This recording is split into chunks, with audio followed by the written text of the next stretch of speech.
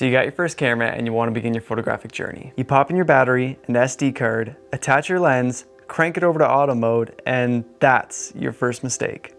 I'm gonna go over the 4 mistakes that beginner photographers make that I made and how to avoid them. Stick around to the end because I've got one big bonus mistake that I make even to this day sometimes and how I combat it. First up, we've got shooting in auto mode all the time. This first one is a mistake that most people with their first cameras make all the time. Shooting in auto mode 99% of the time is a mistake because it limits your creative control over your images. Not only that, but as a beginner, it doesn't actually give you the chance to learn the art of photography and how your camera works. There's more to photography than just clicking the shutter button. Learning how to actually use your camera gives you so many more creative options, but also instills the knowledge in you to know what to do in different situations and difficult lighting scenarios. Auto mode doesn't always nail the shot, and knowing how to use aperture, shutter speed, ISO, metering, and so on will only help serve to make you a better photographer and help you to know what to do to nail the shot. And don't get me wrong, auto mode has its place. Like when you're on a family vacation and just want to grab some memories and don't really want to be messing around with all sorts of settings and such. But not when you're trying to do client work or create intentional images for your own portfolio, or when you're just getting started. You don't want auto mode to become a crutch and never actually end up learning photography and robbing yourself of the rewarding feeling of being involved in the process of making an amazing image. You can avoid this mistake by trying out one of the semi-auto modes on your camera, such as shutter priority or aperture priority. This way you can be intentionally learning how and when to use these settings one setting at a time and what effect they'll have on an image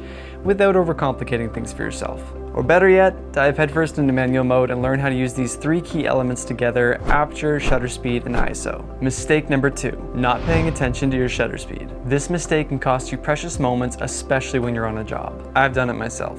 I was on one of my first shoots at an outdoor gathering and the light was constantly changing drastically as it was midday, so I kept needing to adjust for proper exposure, and the easiest way for me to do that was through my shutter speed. But I wasn't paying attention to how much I was slowing my shutter, more concerned with capturing the moments, and I went too slow. A good portion of my images weren't completely sharp because people were moving around and my shutter was too slow to freeze the moment. Lucky for me, I had noticed before it was too disastrous and I had plenty of photos to choose from. So it's important to pay attention to your shutter speed and adjust according to whatever you're shooting. If you're shooting moving subjects, you want to keep your shutter speed on the higher end. I'd say roughly 1/125th of a second and up to be on the safe side. But if you're shooting still subjects or subjects that aren't moving around too much and you need to get your exposure up, you can usually afford to slow your shutter speed down a bit in order to gain those stops of light back. The rule of thumb is that you should keep your shutter speed at double your focal length when you're shooting handheld in order to avoid camera shake. So if you're shooting wide at 35mm, your shutter speed should be around 1/80th of a second, as that's the closest to double that your camera can get. Likewise, if you're shooting zoomed in at 100mm,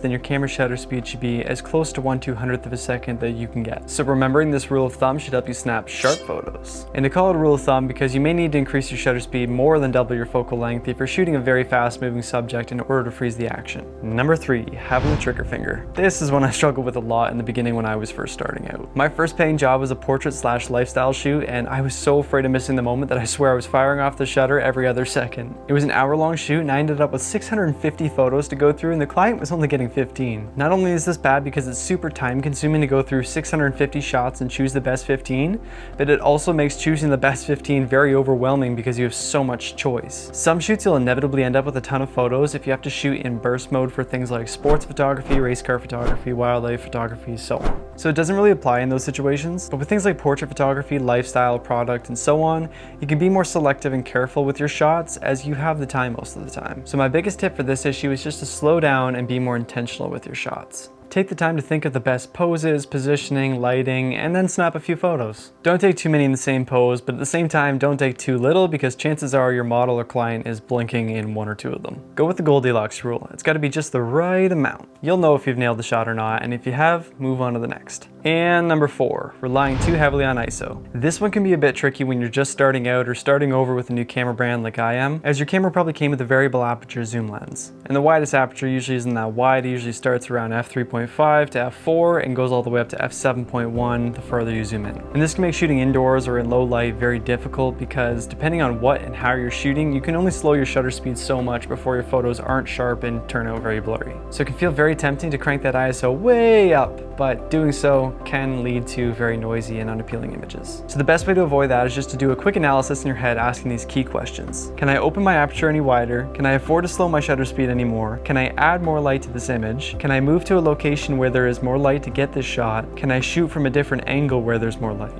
You should always try to add or find more light when shooting before raising your ISO by a significant amount. This will help you to get cleaner, sharper, more attractive images. If you answer no to all of these questions, then you have no choice but to raise your ISO. Before I give you the bonus mistake and how to avoid it as a beginner, I just want to say thank you so much for taking the time to watch my video. If you're a returning viewer, I appreciate you from the bottom of my heart, and if you're a new viewer, thanks for stopping by. I hope you'll stick around. As a small channel, your likes and comments really mean a lot to me and help me to push my content out to more people. So if you've learned something in this video, please take a second to like, subscribe, and hit that little bell so you can be notified when I post new content. And finally, the big bonus mistake: comparing yourself. This is a tough one, and I don't think it's limited to just beginner photographers. I think every photographer, heck, every human, has struggled with at some point or another. We post content on social platforms, or we consume content on social platforms, so inevitably we come across other photographers' work, which is a good thing. I think we should support each other in this community, so it's great to see others' work and even take inspiration from it. But sometimes it can quickly turn into comparison. Either you think their work is way better than yours, and that can either inspire you to get that good,